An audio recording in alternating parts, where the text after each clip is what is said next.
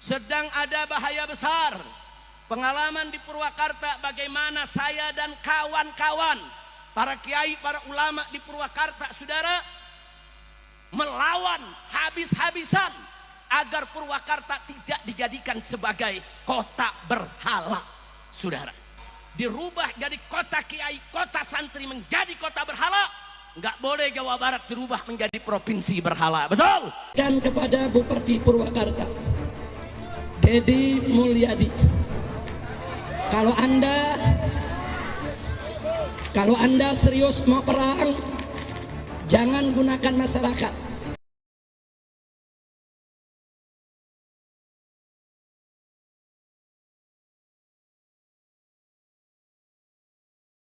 Dan kepada Bupati Purwakarta, Deddy Mulyadi, kalau anda serius mau perang, jangan gunakan masyarakat. Ayo kita janjian saja. Hari apa, tanggal berapa, jam berapa, tempatnya di mana. Anda yang tetepin, kita akan datang. Takbir! Saya mau tanya umat Islam, siap hadir? Siap duel 1 lawan 1? Siap tangan kosong? Siap pakai golok? Siap pakai parang? Siap pakai basoka? Siap pakai AK? Silakan Deddy Mulyadi, tutupin aja. Enggak, kita nggak bakal mundur. Kami sudah pengalaman perang di Ambon, di Poso, dan di berbagai negeri. Kita mau tahu nyalinya Deddy perang sampai di mana, saudara.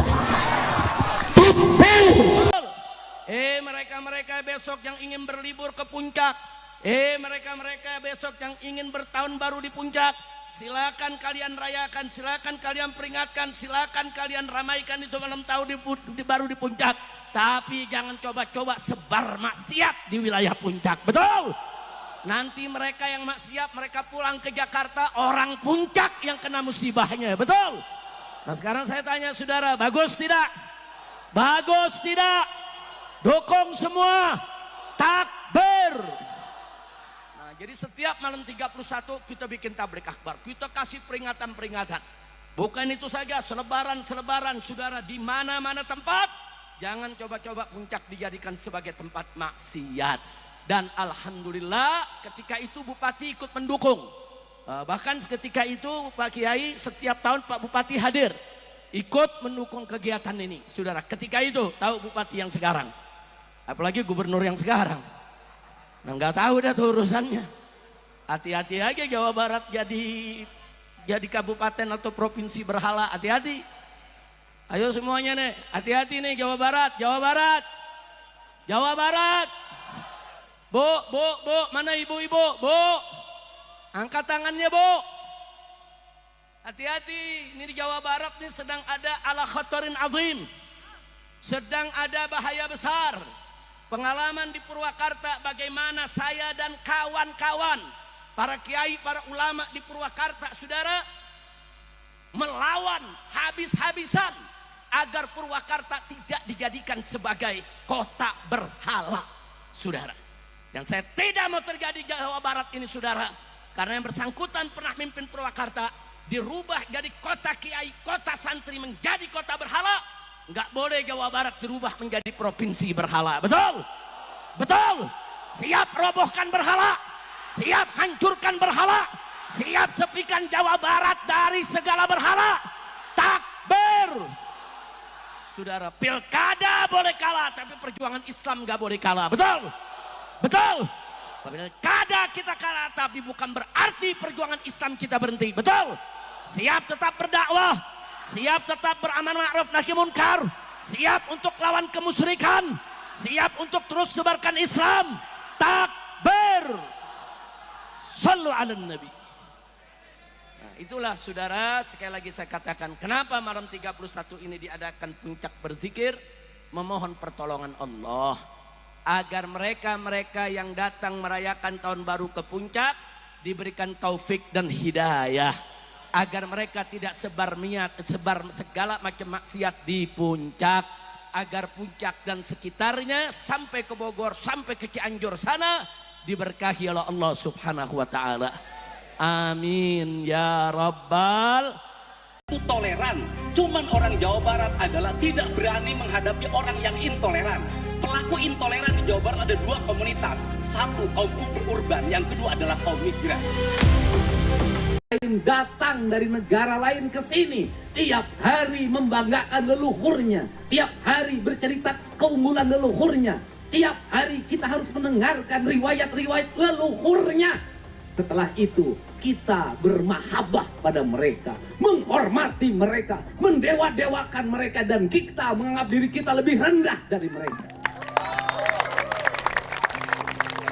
Dan tak terasa domba kita kirim, uang kita kirim untuk mendapatkan air putih agar kita usahanya lancar. Kita keluarkan uang demi mereka.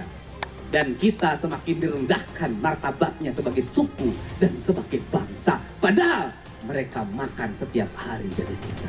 Cerita-cerita dalam setiap hari yang kita dengarkan adalah cerita hebatnya leluhurnya orang lain, solehnya leluhurnya orang lain. Dan saya katakan, leluhur kita lebih soleh dibanding leluhur mereka, leluhur kita lebih baik dibanding leluhur mereka, leluhur kita lebih beradab dibanding leluhur mereka, leluhur kita lebih dekat dengan Hyang Tunggal, dengan Allah Subhanahu wa Ta'ala dibanding leluhur mereka.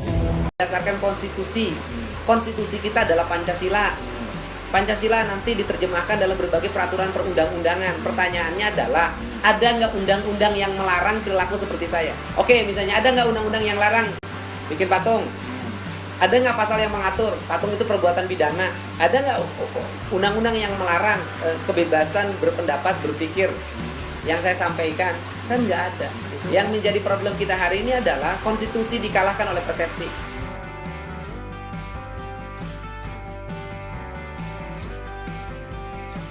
Ya itu tadi, orang nggak suka dengan cara berpikir saya, orang yang nggak suka juga dengan politik yang saya jalani, orang yang kalah juga dalam politik, menggunakan intuisi persepsi agama menjadi sentimen individu yang dianggap sebagai konstitusi dalam kelompoknya.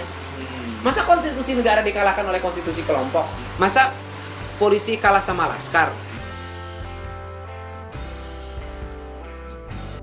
Oh, nggak ada masalah pribadi. Yang ada adalah perbedaan gagasan dan pandangan. Saya memandang Sunda adalah sebuah sistem nilai yang hidup dan mempengaruhi diri saya. Orang lain menganggap itu bukan. Saya memandang bahwa Islam itu bisa diterjemahkan dalam seluruh nilai-nilai yang berkembang pada sebuah wilayah, rahmatan lil alamin. Orang lain memandang tidak bisa. Saya memandang syariat Islam itu adalah nilai-nilai keadilan, nilai-nilai kemanusiaan, penghargaan terhadap hak orang miskin diurus, sampah dipungut, kebersihan ditata, pemerintah yang terbuka dan demokratis, itu syariat Islam.